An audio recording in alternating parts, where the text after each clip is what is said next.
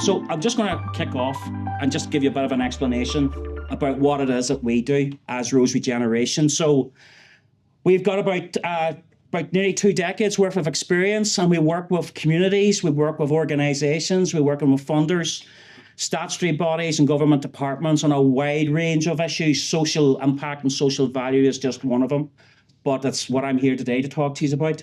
What we kind of do with groups and why we're busy is basically we try to present clear, accurate and honest evaluations of social impact measurement and to maintain a sort of a reputation for integrity and reliability in them assessments.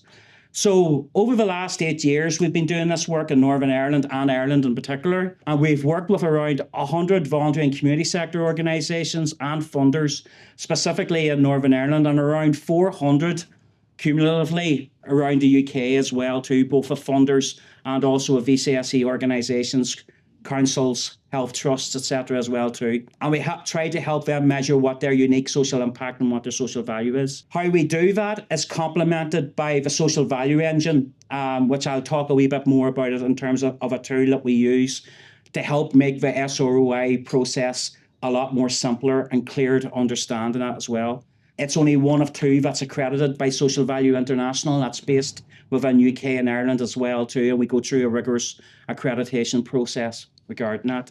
That are some of the funders that we work with. So there's probably a number of organisations that you probably recognise there, whether it's with regards to DAERA, Halifax, Community Finance Ireland, Rank, CRC themselves, and also the Levelling Up Fund. We do quite a lot of work, particularly in England, with regards to Levelling Up and the Shared Prosperity Fund as well too. So a lot of the times we're either asked by funders to come in and do an analysis on their behalf of a programme that they may have delivered, or we're asked by the organisation to do an evaluation on their behalf as well too. So I can talk a wee bit more about that. So social value has probably become a bit of a thing this last number of years in Northern Ireland. But I reckon if I went around the room, 4 or 5 of you would have 4 or 5 different interpretations of how it actually works or what it means. But basically what social value is about, it relates to the positive impact that a project, initiative, or organisation has on society and the community. So it's about looking beyond just financial impacts, but also trying to see about the connecting in terms of how it contributes towards an organisation or a community or an individual's well-being, essentially. So, for example, when a company supports a local education programs, it creates social value by helping students maybe get a better education, a better quality of life, and therefore helping improve the overall quality of the workforce that might be in the actual area. What social value does, it takes into account a number of factors. It takes into account environmental factors, it takes into account around sustainability, around community engagement, around job creation, and also about the overall general improvement on somebody's life and health and well-being. So it's a way to measure the impact of the work that a lot of organisations do and the broader benefits and the more positive changes that you as organisations or funders and helping support them initiatives are actually generating. So it just doesn't concentrate on the economic aspect. It tries to look at a more holistic view as well. This diagram kind of explains it a wee bit more around what social value does about that whole broader impact of what your organisation's activity could be. So it may be around community well-being. You're going to hear an awful lot of well-being or language over the next couple of years. You've probably already heard it recently with the PFG. That was announced earlier on this week as well too. But well-being and value for money is a key element of the Labour government as well, which Keir Starmer actually announced back even in 2021 before Labour got in power. So that is a main focus for the Labour government, which obviously will have a trickle-down effect here. But in terms of community well-being, it's about better health, it's about less social isolation, and it's about creating them stronger community bonds. In terms of environmental gains, it's about creating better green spaces, it's about maybe lowering carbon emissions, and also the protection of nature and that as well. And for the economic opportunities, it's about creating local jobs, it's about developing skills, and it's about increasing social inclusion in that as well too. So your projects may be covering all of them or some of them. And social value is that way of helping you sort of calculate and capture the softer outcomes that the sector would normally have been criticised years ago around, about how can you measure that difference. Social value or social return of investment tries to do that in a way that's straightforward. I mentioned before about the engine being the only one that's accredited through Social Value International. So what that basically means is that for any social return of investment analysis or social value analysis, any practitioner has to go through these 8 principles. And they're all probably principles that are very much are sort of based within community development and community engagement approach. So it's about involving your stakeholders. So asking the people that matter what has been the impact of availing of your service or of a project or of the organisation and where you're based on. It's about you understanding what's changed. It's about you being able to quantify if you're delivering a training program that's improving somebody's skills and abilities. How do you know that? How do you measure that? And what's the change in that as well? It's about you valuing the things that matter. So basically the outcomes, that is why you're functioning, is why you're in operation. How can a financial value be placed on that to give a measurable impact in terms of the work that you do? It's about only including what is material. A lot of organisations do a wealth of work in that as well too, but sometimes it has to come down to what the data says, as well as what your stakeholders are saying as well. And that's how we try to capture that as well. The big one, don't overclaim. Don't try to be the panacea. Don't try to be the solution of every problem that's happened, but be very focused in terms of what your targeted audience is and also what the work it is that you're doing.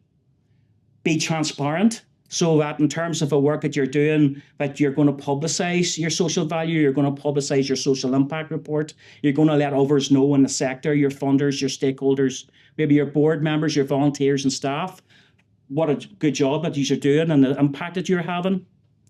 Verification of a result. So that happens in 2 ways with regards to us. People who use the engine are able to go through and do a social return of investment analysis, and then they ask us to look over it, which we're happy to do so. Or they bring us in to do the social value analysis on their behalf in terms of a verified and trusted third party to do that. And the final one is about evaluating context. Be responsive. So what that basically means is that, and we've all seen this before and maybe guilty of it, whereby we've had a nice valuation report done with regards to our project. There's a lot of shared learning. And the next thing you go to look at, it's 3 years later, sitting on a shelf in your office and gathering dust. This is about what your learning is from as a result of doing an analysis. So it's not just a way of demonstrating your social impact. It's a way of you learning about what you can do better as a result of that. And I'll explain a wee bit more about that as well. So introducing the social value engine. Thankfully, it's a bit more sophisticated than this diagram. But really what the engine does and what it's helped to help design organisations, that it assigns financial values to the outcomes drawn on from research that's been carried out either by universities, think tanks, or trusted sources that gives a financial value for your outcome. For example, improved self-esteem, improved mental health, improved physical health, improved access to green spaces. So we have proxies in the engine that gives a financial value for that, if that is the outcome and that is the work that you're doing. So the monetary terms, whilst help, doesn't capture the whole story, but it goes a long way in terms of helping demonstrate what it is that you're saying that you're going to achieve. The engine also allows you to do streamline reporting. So rather than paying a consultancy fee or an external verifier fee every single time, you can do this work yourself with regards to some training. And it also allows you to produce some sort of diagrams that you can help for your own internal team and that. I will say this, the engine is not going to be a substitute for thorough planning or community engagement or in the application of the principles. So there is that bit of work to do. It's a tool to complement the work you do and to show the demonstrative impact you have. It's not going to replace the impact you have as well, or it's not going to replace all your monitoring and evaluation, which I'm sure for many of you who may be reporting to 7 or 8 different funders would be seen as a godsend, but unfortunately it's not going to do that. But what it is going to do, it's going to be very, very clear and tracking what your impacts and what your outcomes is as well. So that's what the engine looks like. It's gone through a bit of a makeover. Some of you might have used the older engine, the classic version, which is the more detailed one. Has a couple of different colour schemes on it, but this has now done in terms of a very simple, easy to use way in terms of how organisations can help use the social value engine and such as well. It produces a number of different pie charts. So you can show about what your impact is based on your stakeholder, whether it's volunteers, whether it's older people, whether it's younger people and that as well too. So it measures what your impact is against that. It measures what your impact is in terms of against the actual outcomes and the activities that you're doing. And the final one is that the engine is cross-referenced with the UN Sustainable Development Goals, which, as term of a global movement around social value, is seen as the most popular framework, and a lot of organisations measure what their impact is against as well. So each of the proxies are in the engines as classified against each of the 17 Sustainable Development Goals, which also helps show you about how you're getting your impact against each of them themes as well. For 600 proxies in the engine, the proxies in the engine, as I say, have all come from the likes of government departments, have come from universities, have come from think tanks. They're all verified fairly regular with ourselves as well too, so we look at it on a weekly basis. The other thing we do with regards to the proxies is that it's not a definitive or end list as such. With the work that we do, particularly consultancy work, there's always proxies that we have worked with in terms of a client that they come to us to say that if you've got a proxy to measure some particular activity they do, and if we don't have it, we'll go and find it. And that's been the case with some of the work that we did with OEA and also Belfast Exposed and that as well. The software is web-based, so it's fairly easy and straightforward to use. We provide services online in terms of being able to access it at all stages. There's training involved with regards to that as well too.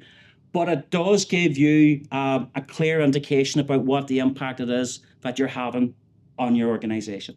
So why measure impact? Well, that's a question we get asked quite a lot of times, because sometimes organisations are asked to do it by their funder or by their supporters, and are maybe, they're maybe not proactive themselves through time or resource limitations as well too. So there's a couple of things around it. It's about gathering evidence to demonstrate that the efforts and the activities you're having in the community is driving meaningful change. And it matters because of a number of things. One is accountability. Organisations are often funded by public money or by grants.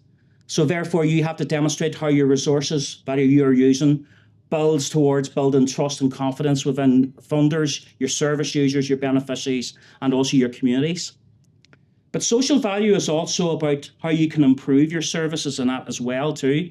So if you're doing regular evaluations, it can help identify maybe aspects of your service that is really, really working well and having the desired impact, and maybe some aspects of a service that isn't having the desired impact, and that adjustments need to be made as well to get the desired impact that you want as well. So it means it ensures that your services are effective and also are responsible. Social value also helps in terms of regards to strategic decision making for your organisation, for your community. When you know what interventions have the most significant positive impact, you can then allocate maybe more resources, whether it's time, people, money or funding towards doing that, and allocating them a lot more wisely. There's a couple of other reasons why you should be measuring your social impact as well and your social value. For voluntary and community sector organisations, it's about attracting funding, and it's also about securing new contracts. It's an essential part, we would say, of good organisational governance. There is already a move within Charity Commission in England about organisations having to submit impact statements with regards to the work they do on a yearly basis. I think that's only a matter of time before that's introduced here as well. Social impact and measurement also helps yourself sort of understand your organisation's purpose. It's always good to get back to basics, for want of a better word, as doing the analysis to say, right, we were set up to deliver this activities and improve health and well-being in the local area, or improving skills. Are we actually doing that? Does the facts and figures say that we're doing that as well? It helps you plan your strategy or your delivery of service. It helps you improve your operations, and it also helps you make them more efficient. And it also helps your organisation contribute to the policy debate as well too, that may be key for some of the organisations. It helps with marketing. It helps with communication. It helps with your stakeholder engagement. And it also can help attract people to your organisation, as well as keeping the people you have. VCSE organisations at the moment are having a real struggle in terms of retaining the staff they have. There's a drain of skills that's leaving our sector on a regular basis. With a lot of work that we do with organisations, one of the more common things that comes out with that is that staff can see the impact they're having as an organisation, and therefore have a sense of belonging and want to work with organisations that demonstrate that. So that's really, really important. And the final thing is about accountability. It's about the public interest and value for money, not just from funders, but it's also around members of the public, politicians, councillors and MLAs, other donors as well too. More and more people are going to start asking questions about where the money has been spent and is it a good use of resource. If you're demonstrating your social impact and it's been seen as being serious about it as well, that also helps in terms of doing that also. So it's more about numbers. It's about learning, and it's about what you can take away from that to make sure you're on the right track with that as well. I'm going to invite up Deirdre Robb from Belfast Exposed. So Deirdre is the Chief Executive of Belfast Exposed, who we worked with recently to complete a social value impact report as well. I'm Deirdre Robb, as you say, from Belfast Exposed, and maybe explain what kind of organisation we are. We started over 40 years ago. We started out as the media representation of Belfast and Northern Ireland was very negative. So a group of local photographers got together and decided to show the other side of Belfast, hence the name Belfast Exposed. They had an exhibition. They were cross-community. They were professional and amateur. And they had an exhibition which really built momentum. People really engaged with it, looking at ourselves in our way, not just the way the world media was portraying it. So we very much a grassroots organisation. We continue today to have that kind of ethos within us. So we do a number of things. People mainly see us as a gallery. But if you think of an iceberg, the galleries that we bit in the top, and underneath it we do an awful lot of community engagement and therapeutic photography.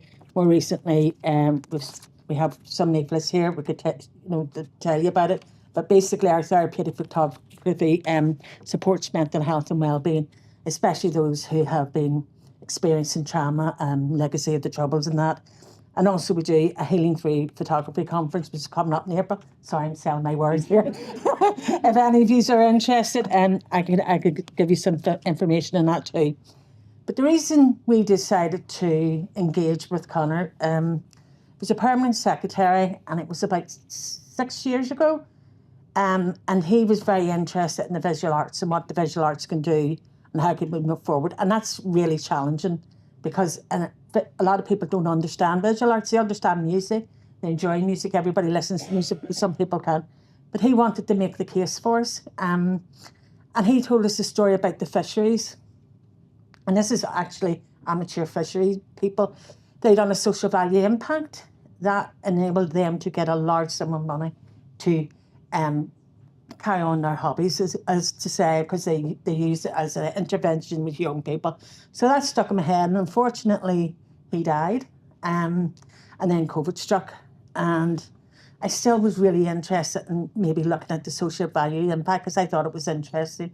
And we did talk to you, Conor, I think it was about 3 years ago. Yep. And explained to us the processes, which seemed a bit arduous, but at the same time still thought it was worthwhile. Just coming out of COVID, decided to wait till we had a full year of actually activity. And to be honest with you, a lot of what you had asked for, we get asked in our funding evaluation. So there was some things like partnership working that's not necessarily counted. We're not asked about that in our evaluation. And also in our evaluations, we're not really allowed to say about the case studies, about the people we work with. In fact, I think in the Arts Councils now, there's none of that at all. So, but also whenever you give your information back to a funder, quite often that's it. You don't see the results of that. It doesn't go anywhere. It doesn't do anything. And I felt that this had the potential to really do something for us because the arts is a hard sell. And everyone in this room will understand that the money's getting tighter and it's harder to find and it's getting less of. And we are on a sustainability trail. We're trying to diversify what we do. Like we are using our archive of, we've got 2 million photographs now. We're using our archive to develop product and books and merchandise, etc. But we also need to look at tenders, and that was one thing when we were researching, looking at tenders, they do want to see your social value. So I sort of went, right, we're just going to do it. We're going to have to do it. We think it's really important. And to be honest with you, the process, it wasn't that arduous. It wasn't that bad. But he did keep coming back again and again and again till he got the right answers that he needed. And to be honest with you, it was very good because at the same time, we were looking at ourselves. And I, at the time as well, I was on the Blueprint programme, and they told us we need to tell our stories better because we haven't been doing that well. That's why whenever there's cuts, generally the arts are the first one to get the cut. So we looked at it, and actually some of the people we were engaged with, we developed 5 case studies, which we kept saying we were going to do, and we never got round to it, so you did make us do that. And actually, for me, even reading back those case studies, I have to say I was near tears, and it reminded us of the value that's the work that we do, because our impact is changing people's lives for the better. That is what we do with our photography, and to see the evidence of that has been quite meaningful. I suppose in technical terms, what did it work out at? We were really surprised. Because we had seen the indicators and we sort of went, well, if we got 3.5, we got 4, be really happy. As it turned out, we got £5.10p for every pound invested in Belfast Exposed, translated into £5.10p. That is absolutely amazing. So somewhere between 450 to 500,000 turns into 2.5 million of value of the work that we do. And for me, that was like gold dust. How could I prove that? What could I have said?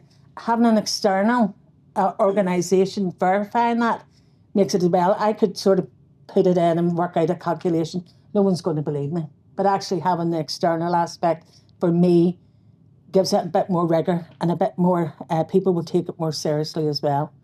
So that's the journey that I went on with you. And at the end of the day, I feel it's been very successful and very worthwhile. With regards to Music Centre, which I'm assuming everybody knows, based in the Cathedral Quarter as well, not far from Belfast Exposed as well too, which is the whole arts and cultural hub for Belfast.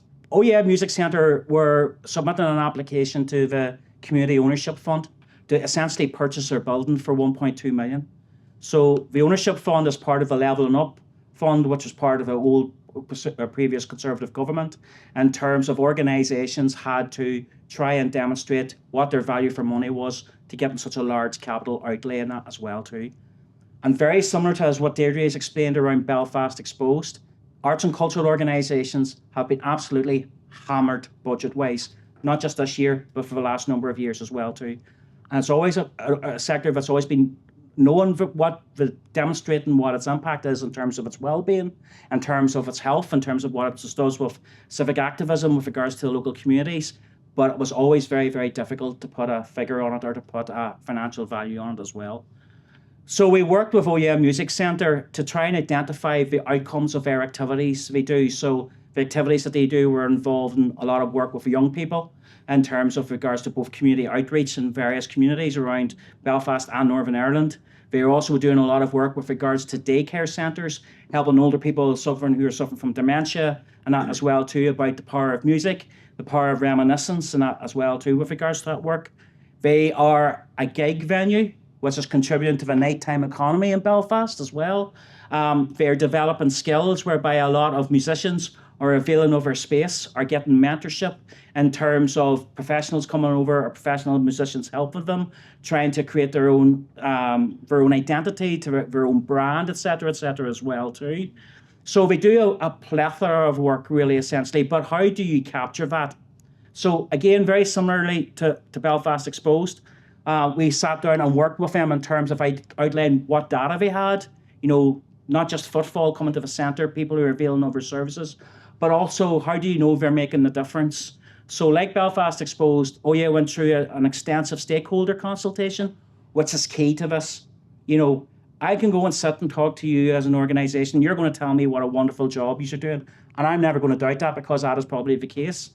But it's always better hearing it from beneficiaries. It's always better hearing it from people that you're working with, from your community partners and that as well too.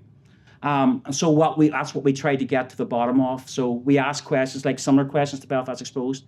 If your organisation wasn't there, what would you have done instead? Have you moved from using a similar organisation or a similar service to using their service?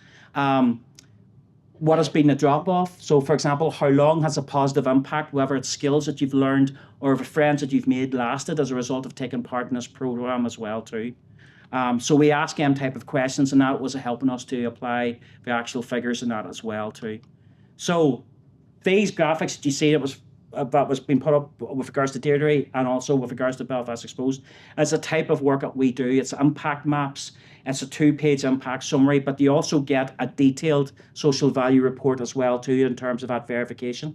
Now the engine doesn't do that, but the engine gives you enough information for you to go away and use that yourselves for your own marketing and also for your own figures in that as well too.